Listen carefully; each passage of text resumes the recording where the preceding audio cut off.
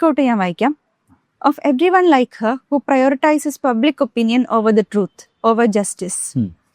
ഇതിപ്പം ഞാൻ ആലോചിക്കുമ്പോൾ നമ്മുടെ ഇപ്പോഴത്തെ ഇന്ന് റെലവെൻ്റ് ആയിട്ടുള്ള കുറേ കാര്യങ്ങൾ എനിക്ക് ഓർമ്മ വന്നു. എന്ന് വെച്ചാൽ പലരും പബ്ലിക് ഒപ്പീനിയനെ ട്രൂത്തിന് മേലിലും ജസ്റ്റിസിന് മേലിലും ഒക്കെ വെച്ചിട്ടുണ്ട്. എല്ലാവർക്കും മറ്റുള്ളവർ എന്ത് പറയുന്നു എന്നുള്ളതാണ് ഏറ്റവും വലിയ കാര്യം. അതിൻ്റെ താഴെ വരുന്നുള്ളൂ സത്യം, അതിൻ്റെ താഴെ വരുന്നുള്ളൂ ജസ്റ്റിസ്.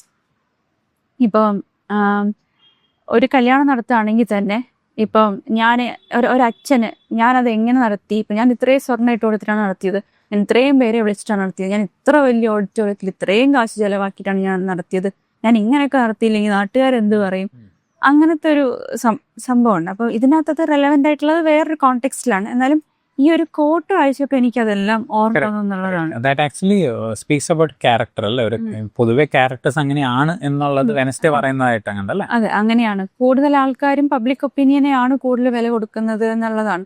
നമ്മളിപ്പോ ഈ റീസെന്റ് ആയിട്ട് കണ്ട പല വീഡിയോസും കണ്ടപ്പോഴും ഞാൻ ആലോചിച്ചു, അങ്ങനെ നമ്മൾ പബ്ലിക് ഒപ്പീനിയന് കൂടുതൽ വില കൊടുക്കുമ്പോൾ നമ്മൾ വേറൊരാളെ ചിലപ്പോൾ ഹാം ചെയ്യുന്നുണ്ടാവും. എനിക്ക് ശരിക്കും പറഞ്ഞാൽ പബ്ലിക് ഭയങ്കര നല്ല ഒപ്പീനിയൻ പറയുന്ന ഒരാളെ ശരിക്കും എനിക്ക് പേടിയാ.